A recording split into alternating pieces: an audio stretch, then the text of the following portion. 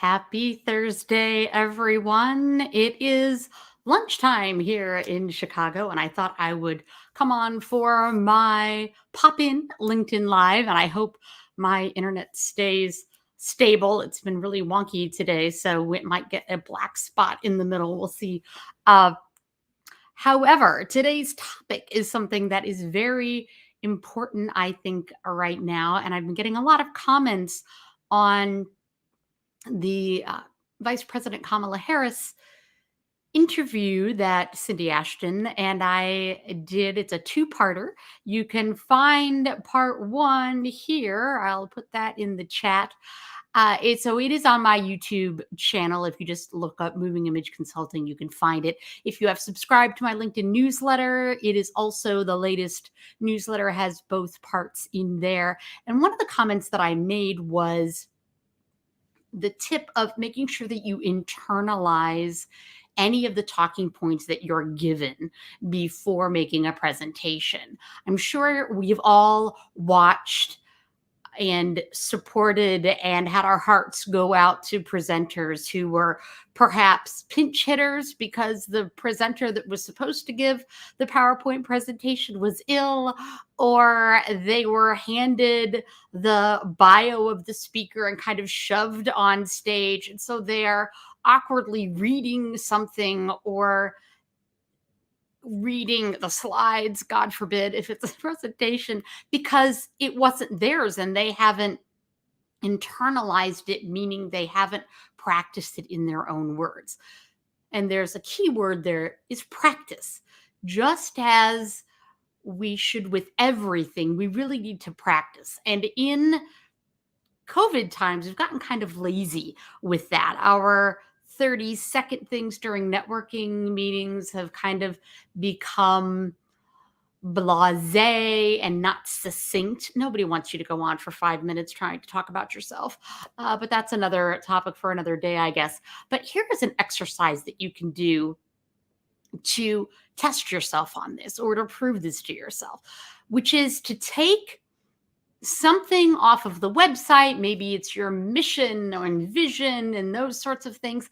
And I will say often for nonprofits, that is something that is given to the managing director or perhaps the CEO of the nonprofit to talk about. They're like, just go over our vision and mission. Well, in general, those are written for grants and they are written for board retention or expanding the board and going out and board cultivation, those sorts of things. Those aren't necessarily written as memorize it and then spout it out, in my opinion.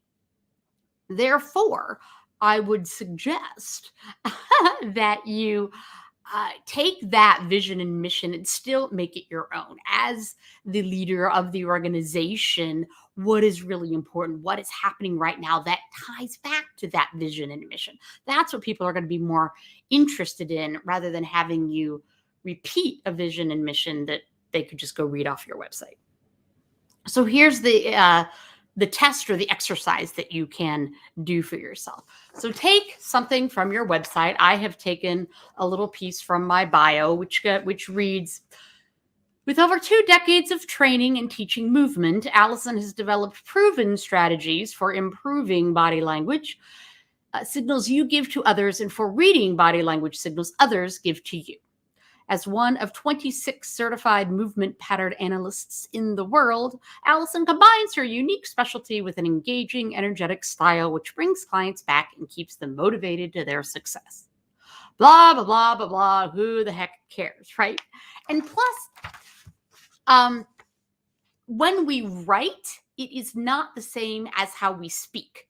I know that we know this, but do we really know this? We are not all privileged enough to have a speechwriter who is trained to create words and flow and cadence and things that sound natural, like somebody's speaking. Therefore, we need to do it ourselves. So in this case, I would take this paragraph and I would make sure that I could say something very similar, but that comes from me. Because as you noticed, when I was saying it, when I was reading it, my voice changed. It didn't sound like me anymore.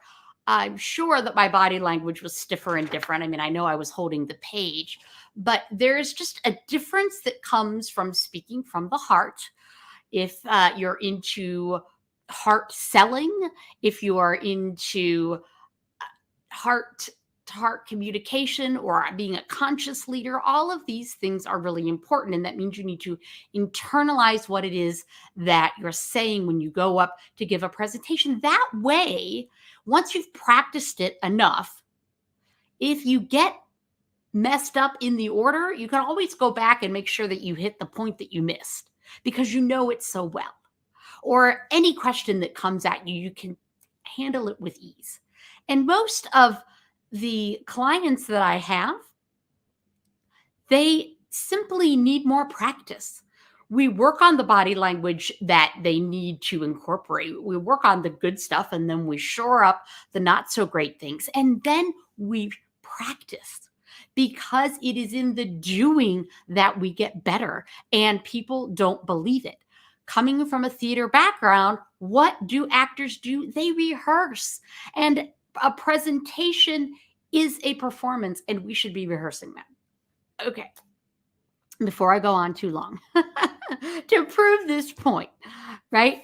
Uh, so I would say something like, I have been teaching movement for over 2 decades. And what I can tell you is there are two sides to this coin. There are the signals that you send to others that are perceived, however that perceiver wants to think about them. And there's the signals that are sent to you. And that is one of the key things that I do with my clients is make sure that they understand the signals that are being sent to them so that they can alter their communication and make it better.